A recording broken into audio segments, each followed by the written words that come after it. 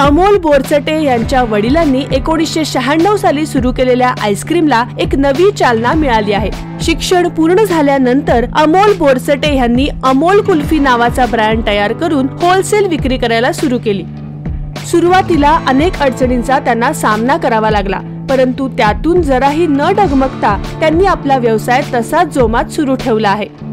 जुन्नर तालुक्यातील राजुरी येथे नगर कल्याण highway touch त्यांनी आपला कुल्फी कारखाना सुरू केला आहे। त्यांच्याकडे कुल्फी बनवण्यासाठी 10 कामगार असून कुल्फी बनवण्यासाठी लागणारा सर्व कच्चा माल उत्तम दर्जाचा वापरला जातो। तसेच कुल्फीची चव मेंटेन राहण्यासाठी योग्य प्रमाणात दूध, साखर, खवा हे वापरले जाते। नमस्कार, माझं नाव अमोल खंडू बोरचटे, राहणार पिंपळवंडी, तालुका जुन्नर, जिल्हा पुणे। आम्ही 1996 मध्ये वडिलांनी आणि चुलत्यांनी मिळून राजुरी या ठिकाणी भैरवनाथ आईस कँडी या नावाने व्यवसाय चालू केला होता। 2017 मध्ये माझं शिक्षण पूर्ण झाल्यानंतर त्याच व्यवसायामध्ये मी लक्ष घालून तोच व्यवसाय मी कंटिन्यू करण्याचं ठरवलं। 2017 पासून आम्ही कुल्फीचं मॅन्युफॅक्चरिंग करून ते मार्केटमध्ये होलसेल करायला सुरुवात केली। मार्केटमधून जशा डिमांड येत गेल्या तसं आम्ही आमच्या कुल्फीमध्ये, आमच्या प्रोडक्टमध्ये चेंजेस करत गेलो। जे आम्हाला वाटलं मार्केटमधून जे आपल्याला रिक्वायरमेंट आहेत त्या पूर्ण होतील तसं आम्ही त्याच्यावरती काम करून ते पुढे चालू केलं। 2019 मध्ये आम्ही स्वतःच्या नावाने ब्रँडिंग करून कुल्फी विकायला सुरुवात केली। कुल्फीवरती अमोल कुल्फी या नावाने ब्रँडिंग केलं आणि मार्केटमध्ये होलसेलमध्ये सप्लाय चालू केलं। सर्वात आधी दूध 85 ते 90 टेम्परेचरला उकळून घेतले जाते। त्यामध्ये खवा व साखर योग्य प्रमाणात मिक्स करून ते मिश्रण घट्ट केले जाते। त्यानंतर ते थंड करून कुल्फी मोल्ड मध्ये टाकले जाते व ते सेट होण्यासाठी 10 ते 15 मिनिटं थंड पाण्यामध्ये गोठवले जाते। त्यानंतर कुल्फी तयार होते। तयार झालेली कुल्फी पॅकिंग साठी रवाना केली जाते। पॅकिंग झालेली कुल्फी ही एका पिशवीमध्ये पॅक केली जाते व ती विक्रीस नेली जाते। उत्तम क्वालिटीचं दूध पहिलं खरेदी करतो। जशी रोजची डिमांड आहे कुल्फीची, आपण त्या पद्धतीने ते तेवढ्या बल्कमध्ये दूध खरेदी करून इथे आणून ते पहिलं दूध गरम केलं जातं। त्याच्यामध्ये मग प्रमाणानुसार साखर आणि खवा, दूध पावडर हे सगळं मिक्स केलं जातं। याची सगळ्याचे एका टेम्परेचरवरती काम करून मग ते परत नॉर्मल टेम्परेचरला आणून त्याला बल्क कूलरमध्ये चिलिंगसाठी टाकलं जातं। त्याच्यानंतर ते पूर्णपणे थंड झाल्यावरती साचे भरून त्याला पूर्ण एक कुल्फी सेट होण्यासाठी मशीनमध्ये ठेवले जातात। एक 15 ते 20 मिनिटांमध्ये कुल्फी तयार झाल्यावरती ती कुल्फी काढून त्याला जास्त टेम्परेचरला हार्ड करण्यासाठी हार्डनरमध्ये टाकलं जातं। हार्डनरमध्ये कुल्फी हार्ड झाल्यावरती मग आपण ते घेऊन पॅकेजिंग मशीनवरती पॅकिंग करतो आणि पॅकेजिंग करून मग स्टोरेज टाकलं जातं त्याचं टेम्परेचर मेंटेन करण्यासाठी। आणि तिथून पुढे मग आपण गाडीमध्ये माल तोच टाकून सप्लाय मार्केटमध्ये देऊन टाकतो। दूध, खवा, साखर, कुल्फीसाठी लागणारी काडी आणि ते पॅकेजिंगसाठी रॅपर। ह्याच्यामध्ये पॅकेजिंगसाठी लागणारे रॅपर आपण मुंबईवरून परचेस करतो आणि जी काडी आहे ती पण मुंबई पुण्यावरूनच येते। बाकी जे दूध, साखर, खवा वगैरे जे आहे ते आपल्याला इथे आपल्या गावातच अवेलेबल होऊन जातं। मार्केटमध्ये सेम प्रोडक्ट बाकीचे पण होते। यांच्यामध्ये जे युनिकनेस आपल्याकडे पाहिजे होतं आपण त्याच्यावर जास्त फोकस केलं। मार्केटमध्ये काही क्युरीज येत होते आपल्या मालाला की कधी कधी मिल्टिंग होतोय, मार्केटमध्ये आपला माल विकला जात नाही, याच्यामध्ये काय करावं लागेल, ब्रँडिंग नाहीये। जशा अडचणी येत गेल्या त्याच्यावरती मार्ग काढत गेलो। त्याच्यामध्ये मला पप्पांनी, चुलत्यांनी, आमच्या मामांनी या सगळ्यांनी मिळून सपोर्ट केला। व्यवसायाचा अभ्यास जास्त असल्यामुळे मी याच्यावरती अडचणीवरती लवकर मात करत गेलो। आपल्याकडे आईस्क्रीमच्या प्रोसेसिंगसाठी लागणारी सगळ्यात पहिलं दूध गरम करण्यासाठी आपण खवा मशीनचा वापर करतो। त्याच्यानंतर त्याच्यामध्ये दूध गरम करून ते परत मिक्स करण्यासाठी आपण त्याच्यामध्येच काम कंटिन्यू करतो। त्याच्यानंतर ते जे दूध तयार झालेलं आहे त्याला एक 4 डिग्री टेम्परेचरला सेट करण्यासाठी आपण बल्क कूलरमध्ये टाकलं जातो त्याच्या चिलरमध्ये।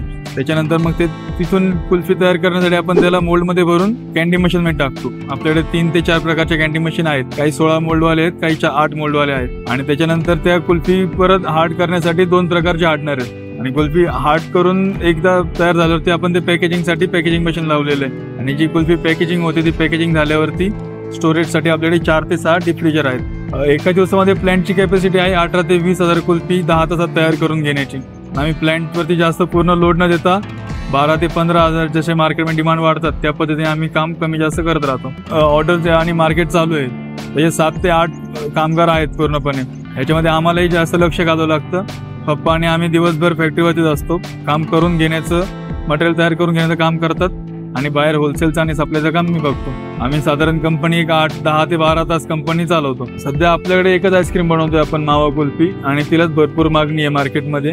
तिच्या ज्या डिमांड आहेत त्याच पूर्ण होत नाही, त्याच्यामुळे आम्ही जास्त दुसऱ्या आईस्क्रीमकडे फोकस करतच नाही। सुरुवातीला मार्केटिंगचं नियोजन, ब्रँडिंग वगैरे काही नव्हतं, हातामध्ये फक्त प्रोडक्ट होतं। तेच प्रोडक्ट घेऊन आम्ही लोकांच्या प्रत्येक दारोदारी, प्रत्येक दुकानदारांपर्यंत पोहोचलो प्रत्येकाला सॅम्पल्स दिले.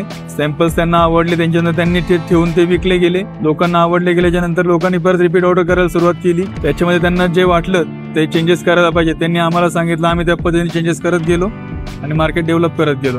1996 साली जेव्हा सुरुवात केली आईस्क्रीमची, तेव्हा 50 पैसे, 1 रुपया, 2 रुपये असे दर होते आईस्क्रीमचे. ते आज 10 रुपये कुल्फीप्रमाणे आम्ही आता 10 रुपयापर्यंत येऊन पोहोचलेलो आहोत. मार्केटचे जे कच्च्या मालाचे जे बाजारभाव वाढले त्यानुसार.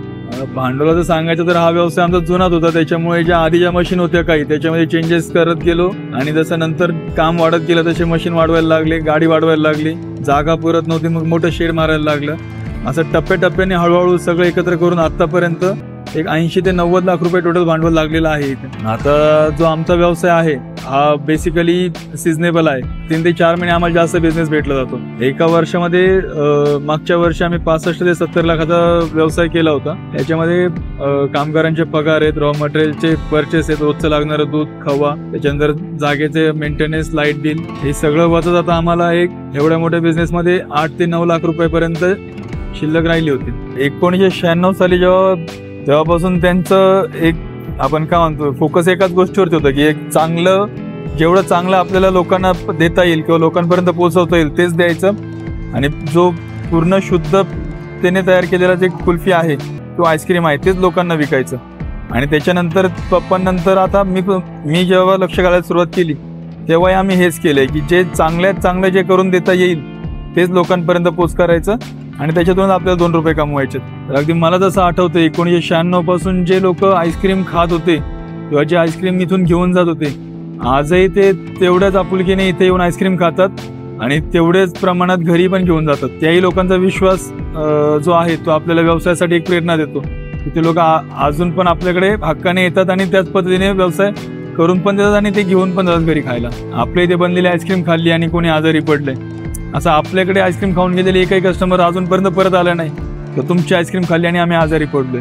बाकी इतर ठिकाणी आईस्क्रीम खाल्ल्यावरती लोकांना काय त्रास होतो, काहींना त्याचा सर्दी किंवा खोकला यासारख्या आजारांना सामोरं जावं लागतं. या व्यवसायाबरोबरच आपण तुमच्या शुभ कार्यासाठी, कोणाचं लग्न कार्य किंवा वाढदिवस, वरात यासाठी सुद्धा आपण आईस्क्रीमच्या ऑर्डर घेतले जातात. तुम्हाला जर आईस्क्रीम लागत असतील कार्यासाठी तर स्क्रीनवर दिलेल्या नंबरवरती संपर्क करा. आपण उत्तम रेटमध्ये आणि चांगल्या क्वालिटीमध्ये आईस्क्रीम किंवा कुल्फी देण्याचं सहकार्य करू.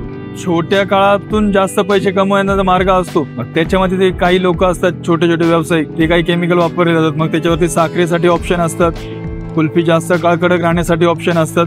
त्याच्यामधून खर्च कमी होतो आणि नफा जास्त भेटतो. पण तो जो व्यवसाय आहे तो छोट्या टायमासाठी असतो. ते कालांतराने 1-2 वर्षाने ते लोकांच्या लक्षात येतं किंवा कुठून तरी ते जप्ती आली जाते, तो व्यवसाय बंद केला जातो. आणि केमिकलचा जर आपण अभ्यास केला युट्यूबवरती किंवा गुगलला सर्च करून, तर बरेचसे केमिकल असे आहेत की जे लोक सरकारने बंदी घातलेली आहे तरी सुद्धा आईस्क्रीममध्ये, कुल्फीमध्ये, मोठ्या मोठ्या कंपन्यांमध्ये वापरले जातात. ते दिसत नाही पण ते खूप सारे आपल्या शरीरासाठी हानिकारक आहेत. त्याच्यातून मग डायबिटीज किंवा कॅन्सर, दमा वगैरे यासारखे आजार तयार होऊ शकतात. अमोल कुल्फीचे जुन्नर तालुक्यातच नव्हे तर पुणे जिल्ह्यात आईस्क्रीम क्षेत्रात मोठे नाव झाले आहे. व्हिडिओ जर्नलिस्ट रोशन काकडेसह संकेत गांजवे, जुन्नर, पुणे.